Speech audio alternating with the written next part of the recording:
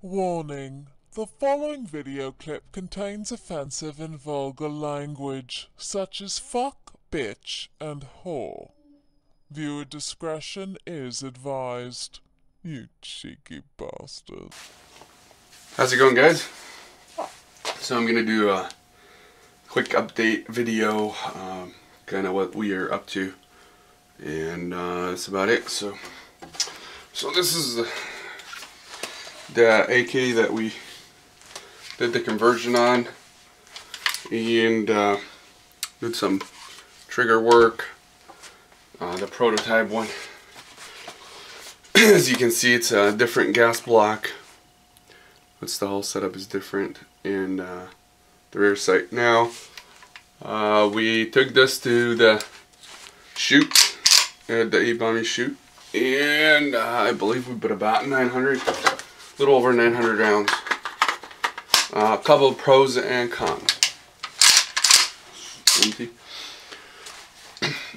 Rifle handle is really good. It's very flat shooting. I do have videos of this rifle, so I'll try to post those whenever. Little heavy, like we expected. Again, it's AK without a sight. It's still heavy. And the rail, I did not have those squids, and it gets warm. So squids are the key. Well, I had a couple of them, but not everywhere. So it does get warm. I'm not sure. Some other people said no, but it does. It does get really warm. You put about 30 to 60 rounds, and you can start feeling that. The Ares Armor muzzle brake worked really nice. Tuned it down. I think the two bottom rows with the screws, and then three actually, and then the rest of that it was shooting flat, no recoil whatsoever, pretty much. I mean, the recoil was very slim to none. So everybody shot this rifle liked it. Like I said, about 900 rounds, close to 1,000. We did have one failure, and it was failure to actually, what was it? It wouldn't chamber around. I think it was an RPK magazine. So once we changed the magazine, the rifle ran fine. And I think it was,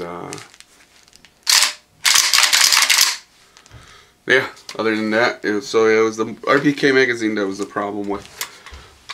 Other than that, the rifle ran really nice. I like it. Now, some people wanted to get this rifle, or want us to build them some, but we can't find Vepers, so we're gonna have to find a different rifle, and we'll go from there. Another project that I'm working on, before that, so initially I was gonna change the stock. Mission First Tactical sent me this to try on a prototype, and if we actually produce those rifles, well, we were gonna go with this. Now, problem we ran into, we're gonna have the rifle Cerakoted different colors, so we want to match it with this. And as we put this in the Cerakoting booth on 250, it was a problem. We put a 200. I think I went up to like 175, 200, somewhere in that 200. This is what you end up with. Okay, so it starts bubbling, and the butt pad you cannot replace. So I tried to cover it for the color. It just becomes a mess. So I've been talking with them, and I believe they're sending me a couple of different ones to play with and kind of figure out what we want to do. Ones that missing pens and things like that. So probably come up with a different design to accommodate our rifles. And I'm not sure how is this gonna go or play. So this is kind of in the work. I like their stock. It's very nice. The minimalist, very nice stock. When you put it on the rifle, it's really nice. It's very tight too.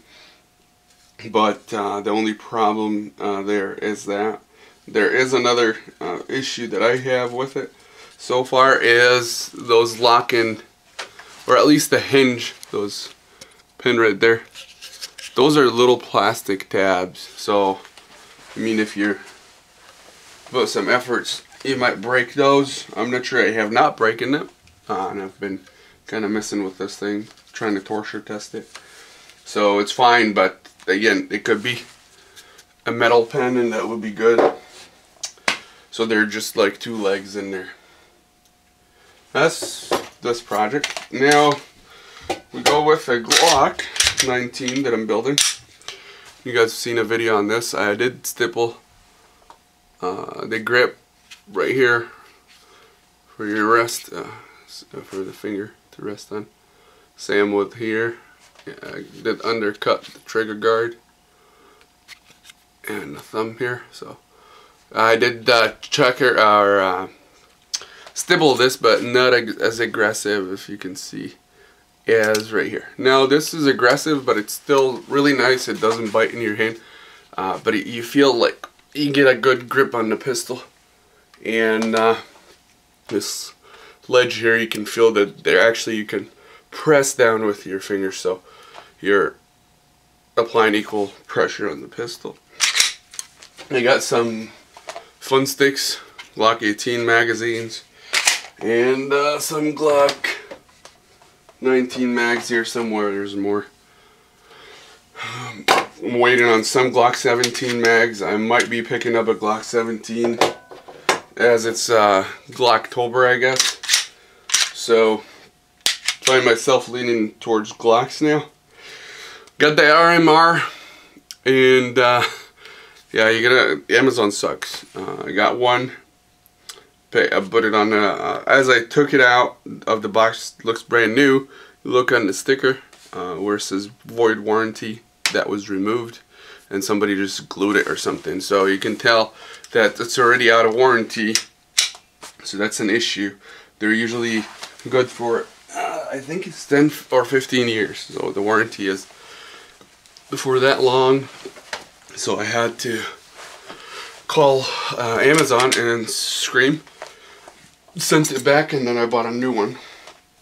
And this one should have been here yesterday, but it somehow, you know, the post office, so it should be here tomorrow, I'm hoping. We'll put it on and see if it works. I did have to do some filing on the back here to actually get it to fit. So as it comes, the slide from TSD, you still need to do some work. And I'm not going to circle it. It's stainless steel, so I tried to see if the blue will stick on it or anything like that. None. I don't want to circle it right now, but eventually in the future I will probably circle the whole thing again.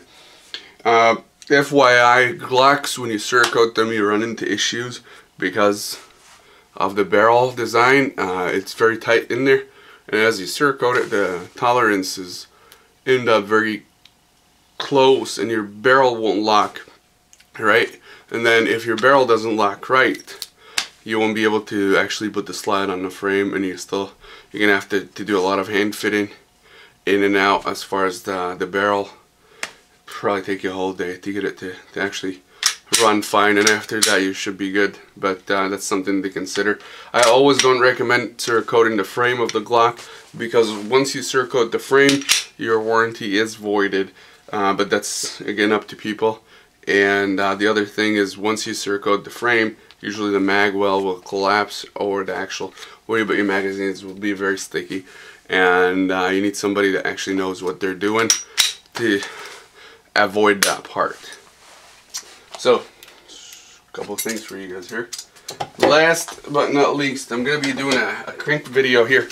I'm just waiting on tax stamps. I have this, and there's 3 like this one in the works as well, but they have wire socks. So I'll be doing a crank video. Those are Bulgarian Arsenal 104 SLR UR. So all you need to do, for some people that they're asking, Circle 10 magazine here. Got some magazine. We'll be doing a video on that one as well. So the whole idea of those, some people talking about the twist rate, not correct. Everybody that I know that had those and cut the barrels, you ended up with an okay twist. So the barrel did not have any issues as far as keyholing or anything. 8.5, you should be fine. I think the twist rate is 1 to 7.5, so should be fine. What some people are concerned, well, if I cut the barrel myself, how will that work as far as getting the barrel threaded and all? You actually don't. It's those FSB front sight block with threads on it, the Bulgarian threads. So I think it's 24 millimeter or 14, I'm not sure. I think it's 24. So all you need to do is cut your barrel to length, whatever you filed on your Form 1 or Form 2, depends.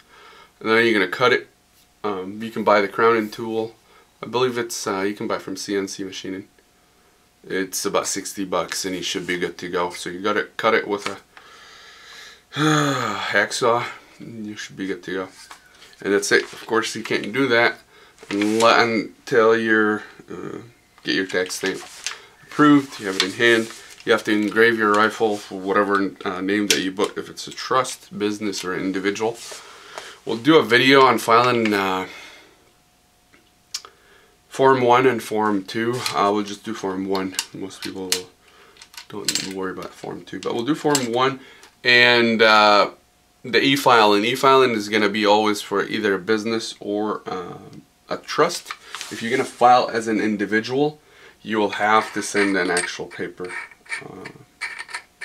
form, because you have to get your chief law enforcement officer's signature that you are okay to have a short barrel rifle. I'm not sure what's the difference if you have a short barrel rifle or a regular rifle, but again, so SLR 104, those run about $12.50 to $14.50, depends if you want it. There's the new ones that we're having here. We have them in stock as well. Wood handguard triangle stock. They're actual Russian triangle stocks, I believe. And they come also in the polymer furniture up front, triangle stock, folding stock. So if you want one, let us know. There are not that many left. I have one left in stock out of 5. And I don't know if Gavar have any left or not. As far as I know that we have another order with them, but we'll see. Those are true Bulgarian Krinkovs. At least they're the closest thing that you'll find to a Krink. Krink kits, if you're looking for one, you'll be looking to spend about 15 to 2 grand. So for $12.50 plus shipping or whatever, and getting one of those, it's a good deal. So that's it, guys, for today. Thanks for watching. Thanks for subscribing. If you have any questions, feel free to leave them in the comment section below.